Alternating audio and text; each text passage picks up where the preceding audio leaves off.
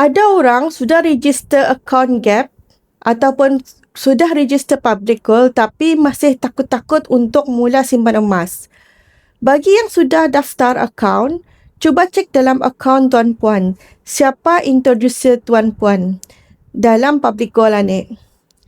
Pernahkah Indah Tuan Puan hubungi introducer tu? Bagi penyimpan emas di bawah saya, selepas anda mendaftar, saya akan menghubungi terus melalui WhatsApp. Ada yang reply dan ada yang blue tick saja.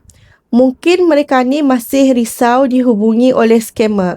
Tuan Puan perlu gunakanlah sepenuhnya introducer Tuan Puan. Kami bertanggungjawab untuk guide Tuan Puan dalam menabung emas dan feed Tuan Puan dengan ilmu supaya Tuan Puan dapat menjadi penyimpan emas yang berilmu dan seterusnya mendapat keuntungan dengan simpanan emas ini. Bagi yang sudah daftar akaun tapi belum memulakan simpanan emas walaupun 1 gram, maritah saya rekomen untuk Tuan Puan cuba dulu menabung emas. Startah walaupun dengan 1 gram saja ataupun walaupun 1 gram 1 bulan.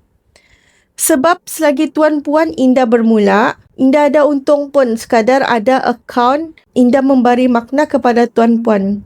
Saya pun sebenarnya Indah rugi apa-apa. Fokus saya hanya bantu mereka yang mahu dibantu.